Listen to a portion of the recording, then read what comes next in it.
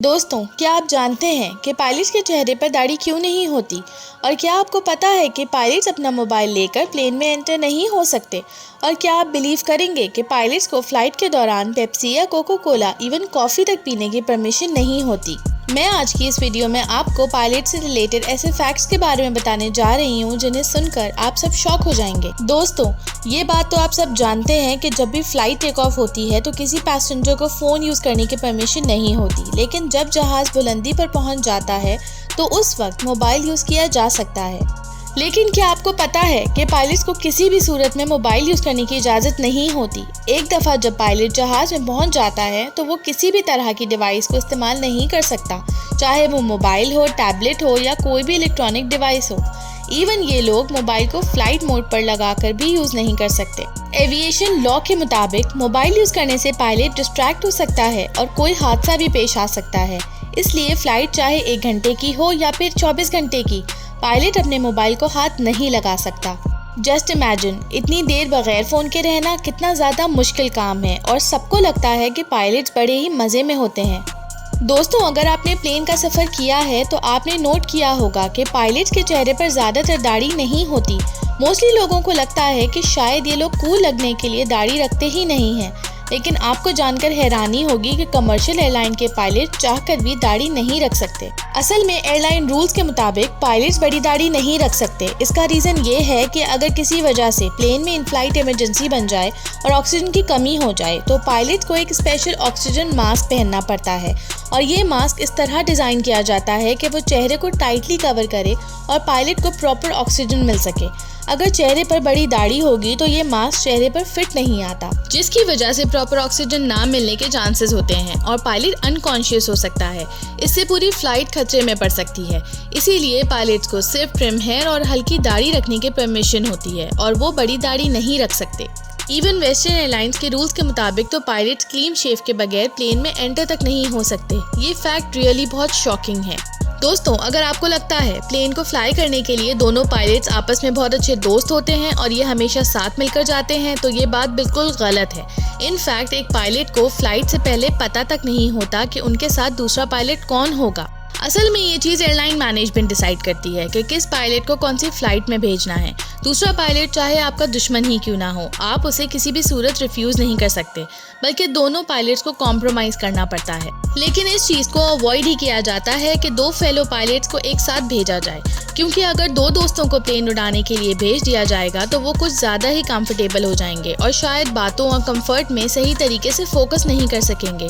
अगर वो अनजान होंगे तो कंप्लेन के डर से अपना काम सही तरीके से करेंगे ताकि दूसरा पायलट इनकी शिकायत न कर दे। ये आइडिया वाकई में ब्रिलियंट है। दोस्तों, हम सबको लगता है कि पायलट्स की जॉब बहुत ही मज़ेदार होती है। वो दुनिया घूमते हैं और हर जगह से लाइव बर्ड व्यू लेते हैं, लेकिन क्या आपको पता है कि एयरलाइन पायलट्स अपनी मर्जी से कोई कॉफ़ी वगैरह तक नहीं पी सकते? आप कहेंगे ये रूल तो नॉनसेंस है, पर इसके पीछे बहुत ही लॉजिकल रीज़न है। रीज़न ये है कि रिसेंटली 2 हादसा पेश आए थे जिनमें पायलट ने इलेक्ट्रॉनिक पैनल पर कॉफ़ी और ड्रिंक गिरा दी थी, जिससे प्लेन का एक इंजन फेल हो गया था। इस चीज़ को मद्देनजर रखते हुए वेस्टर्न एयरलाइंस ने 2020 में कॉकपिट में किसी भी तरह की ड्रिंक को बैन कर दिया था। अब अगर पायलट को पानी भी पीना होता है तो वो कैबिन क्रू के पास आकर पानी पीते हैं। वैसे तो पायलट कॉकपिट से बाहर आकर कुछ भी पी सकते हैं, लेकिन इनके पास इतना टाइम नहीं होता कि बार बार बाहर आकर ड्रिंक्स वगैरह एंजॉय कर सकें, इसलिए ये पूरे रास्ते बस पानी पीकर ही गुजारा करते हैं। दोस्तों, क्या आपको पता है कि जब किसी पायलट को वॉशरूम जाना होता है तो वो हमारी तरह अपनी मर्जी से ऐसे ही उठकर नहीं जा सकता, बल्कि इसके लिए उन्हें एक प्रोसेस से गुजरना पड़ता है। एविएशन लॉ के मुताबिक फ़्लाइट के दौरान 2 लोगों का कॉकपिट में होना बहुत ज़रूरी है। अगर पायलट को वॉशरूम जाना होता है तो वो क्रू मेंबर्स में से किसी एक एयर होस्टेस को बुलवाता है। जब एयर होस्टेस अंदर आ जाती हैं तो वो पायलट की जगह पर बैठ जाती हैं।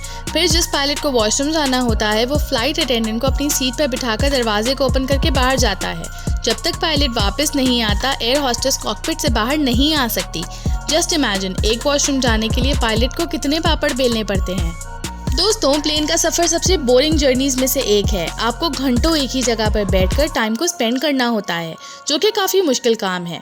अगर पायलट्स की बात की जाए तो most of the times plane auto pilot पर चलता है और पायलट के पास करने के लिए कुछ नहीं होता, इसलिए पायलट्स आपस में गपशप करके टाइम को स्पेंड करने की कोशिश करते हैं।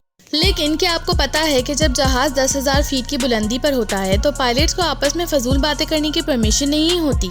अगर बिलो 10,000 फीट पायलट्स आपस में बातें करते हैं तो इन पर पेनल्टी भी लग सकती है और इवन जॉब से भी निकाला जा सकता है। असल में इसके रीज़न पैसेंजर्स की सेफ्टी और सेफ टेक ऑफ और लैंडिंग होती है। दरअसल दुनिया में ज़्यादातर प्लेन एक्सीडेंट्स 10,000 बुलंदी के नीचे ही पेश आते हैं। इसलिए इस बुलंदी पर पायलट्स को फोकस रहना बहुत ज़रूरी है, क्योंकि अगर वो आपस में बातें करेंगे तो इनका ध्यान बढ़ सकता है और फ्लाइट खतरे में पड़ सकती है। इसलिए रूल के मुताबिक 10,000 फीट की बुलंदी तक दोनों पायलट्स आपस में गैर ज़रूरी बात नहीं कर सकते। दोस्तों, क्या आपको पता है कि जहाज़ के कॉकपिट में कार की तरह स्पीकर्स लगाए जाते हैं जिनमें पायलट ऊंची आवाज़ करके कोई भी गाना सुन सकते हैं। सुनने में तो ये बात काफ़ी कूल लगती है, क्योंकि कार में भी गाने सुनने में तो बहुत ही मज़ा आता है। लेकिन आप बिलीव नहीं करेंगे कि असल में पायलट्स को फ़्लाइट के दौरान म्यूज़िक सुनना अलाउ ही नहीं होता। दरअसल पायलट्स इन स्पीकर्स में म्यूज़िक तो लगा सकते हैं, पर उस वक्त जब प्लेन एयरपोर्ट पर खड़ा होता है और पैसेंजर्स बोर्डिंग कर रहे होते हैं, जब जहाज़ टेक ऑफ के लिए तैयार हो जाता है तो इसके बाद कॉकपिट में किसी भी तरह का म्यूज़िक अलाउ नहीं होता। तो बेसिकली पायलट्स की जॉब जितनी कूल लगती है इतनी असल में होती नहीं है। दोस्तों, दुनिया का सबसे मुश्किल काम किसी भी तरह का एग्ज़ाम देना होता है, फिर चाहे वो स्टूडेंट हो या फिर आम आदमी हो। एग्ज़ाम तो हर किसी को ही नापसंद होते हैं, लेकिन क्या आप जानते हैं कि पायलट्स को पूरी लाइफ ही टेस्ट में गुजर जाती है।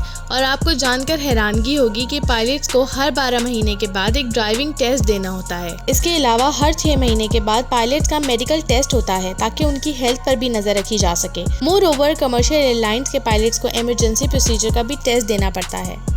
ये एग्ज़ाम रिटन और सिमुलेटर दोनों सूरतों में हो सकता है। ये टेस्ट इसलिए लिया जाता है ताकि पता चल सके कि पायलट को इमरजेंसी के बारे में सब कुछ याद है। इसके अलावा इन्हें टेक्निकल एरर, एविएशन सिक्योरिटी और डेंजरस सिचुएशन से निपटने का भी एग्ज़ाम देना पड़ता है। इन केस अगर पायलट इनमें से किसी भी टेस्ट में फेल हो जाता है तो उन्हें कमर्शियल फ्लाइट से रिमूव कर दिया जाता है और वो प्लेन को जब तक नहीं उड़ा सकते जब तक पायलट इन सब एग्जाम्स को पास ना कर ले। इन सब बातों को सुनने के बाद तो कोई भी पायलट बनना पसंद नहीं करेगा।